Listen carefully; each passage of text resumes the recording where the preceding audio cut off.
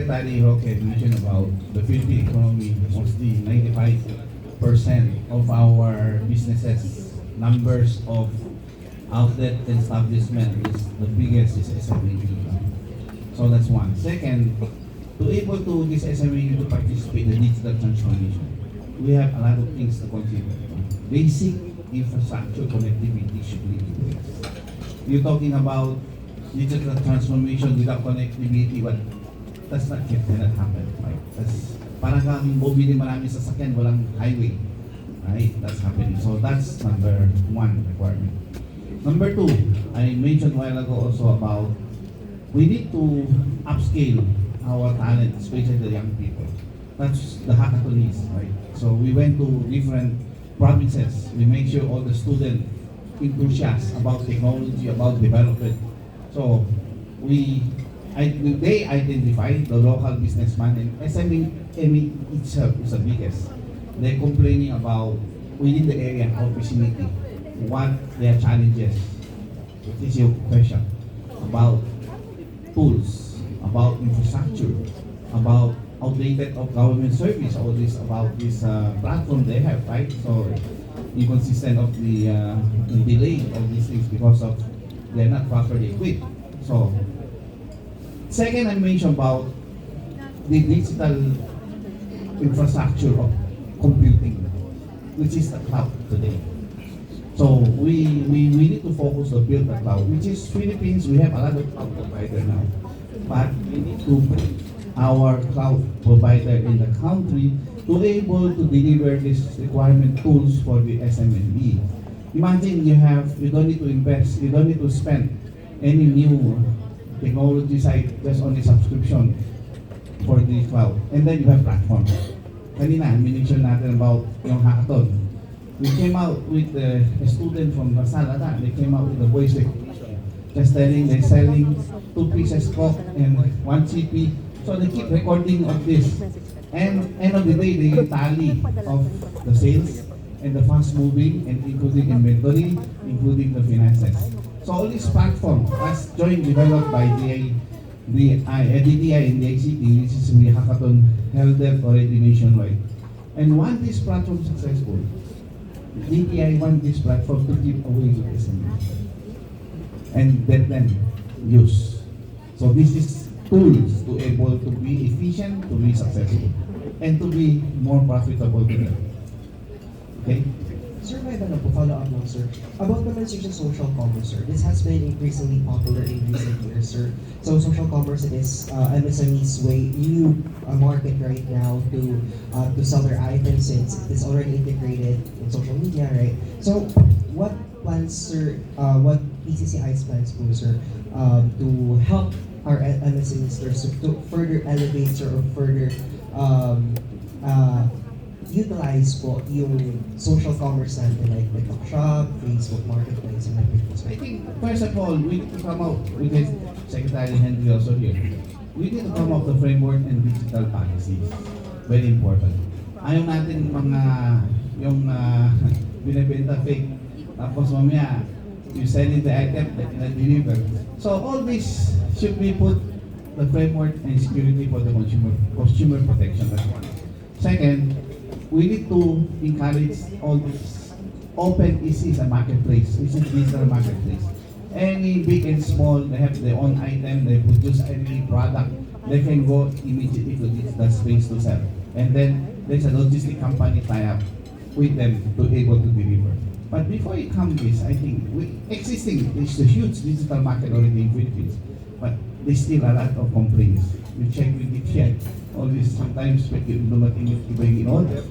So how you can avoid this protection of the consumer.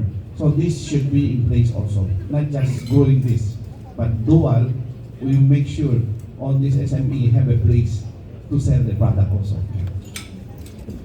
Thank you so much, sir. Sir, hello po. TJ Mendoza from Netmonic News and Information. I'm just curious about the output for the upcoming conference and expo. So a while ago, it was discussed that there will be a set of conference resolutions that will be formally presented to the government as one of the output. Aside from that, what are the things that we are expecting in terms of the outcomes of this expo? One, we want to showcase solutions to the whole industry, not just public sector, including the IT, yung mga CIOs, CEOs, mga enterprise. What is the new technology and they can adapt to the Philippines, including the SME product also. So a lot of things, you have cybersecurity, you have many things to able to have, can help them to move the digital transformation in different verticals. And how ready is the Philippines in adopting AI in terms of business? Well, we are really behind when compared to Asian company, right? But if we not start somewhere, lalo tayo mapag-iwanan. That's why we need to defrag faster. That's why this is a PCI came out with the technology vendors together with the government to showcase and to open eye to our Filipino end users. And I'm just curious, sir, do we have a roadmap or a framework already to the government for us to cope up or to get along with the other Asian countries that's ahead of us?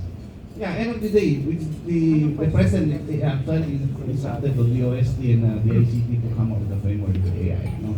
So end of the day, we need to back to basic education, academic, in every vertical support need to help, right?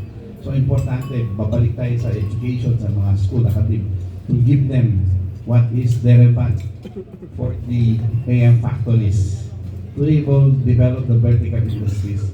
Each vertical industries there's a different expertise on this. So we need to create more immediate needs ng mga low-hanging fruit immediately we can see and then we can use the vertical industry so we can move forward faster. That's for me, sir. Thank you.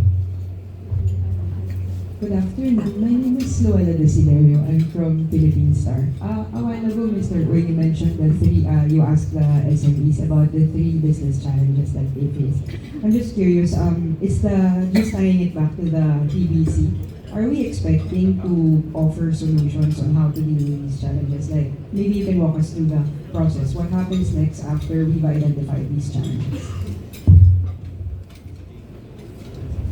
This came out by the hackathon. So SME is by our local chapters. So they are getting the difference of scenario problems of each areas. And we summarize this is the three major problem of the country. So while you asking about this, how we can have like LTU outdated system. The DICT is doing already EGO, right? So they're coming up with a lot of intervention of government efficiency, doing business, online application, all these things. So we will make sure PCCI and DICT with the develop of each individual local government should be the same platform to use the platform to serve the public. That's immediately immediate. It's not convenient. Everywhere you go in other countries, when you want to serve, you're going to pay property tax, you just go to online. You don't need to go traditional in queue in the property tax office, get certification and pay, right? So this kind of services we can have one. No? The lack of machine and tools and growing risk. No? Yung mga lack of machine and tools, kung sabi ko kanina, because yung platform wala. So if you have a tool already in the cloud, you have already application in the cloud, and